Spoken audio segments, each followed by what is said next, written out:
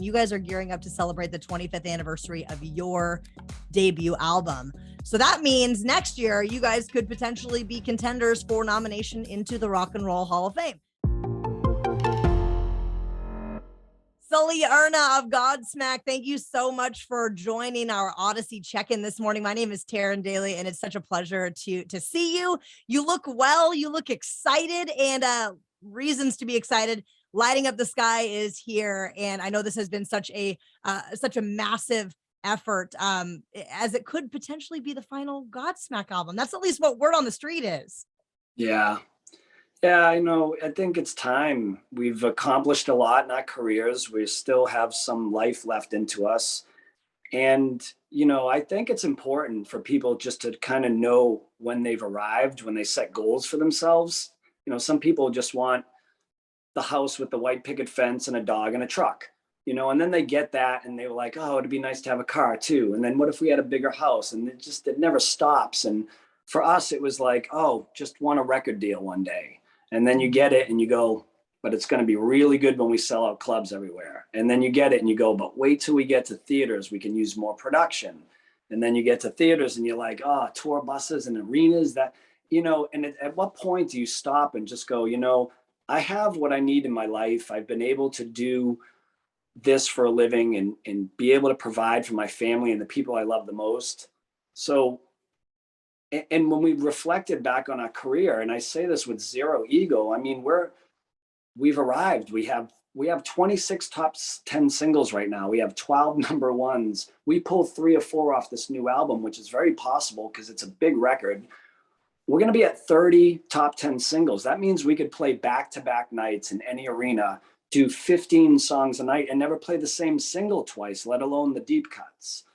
So I just think it's time now that we close that chapter in our lives, but let the people know that this isn't a breakup. This is just us opening a new chapter in our lives to create this greatest hits show and enjoy our sunset years without the pressure of always having to deliver another record for the label and missing another year of our lives to write and record and mix and master an album.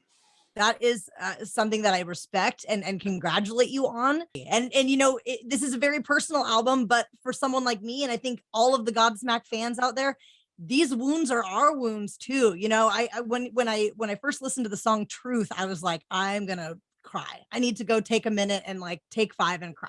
Because I think we've all been in that situation where we've been betrayed. At least I hope not everybody has been betrayed, but seriously, most of us have probably been in a situation where we've been betrayed. That song is crushing. Yeah.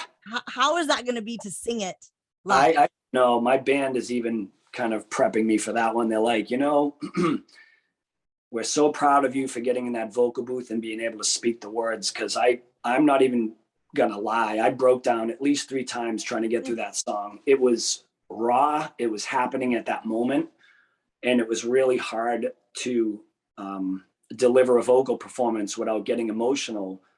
And so they're like, it's so big and it's so beautiful, but good fucking luck trying to sing that for the rest of your career, because that's going to be a tough one to get through. And not because it's bad anymore. We've gotten over this thing and we're friends and it's okay. I understand people make mistakes, as did I along the way in my life. But it always hurts when something so beautiful has to end so gnarly. Mm-hmm. And when you sing the words, it reminds you of how hurt and broken you were. And that creates emotion. Absolutely. And I know you celebrated a birthday. I always consider the big birthdays to be ones that have a 5 or a 0 at the end of them. And you've got a 5 at the end of your birthday now.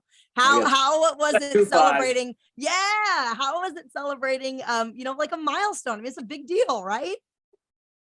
Yeah, I guess, this for me, I hate to say this because I don't want to be a Debbie Downer, but I was born in February and I live in New England.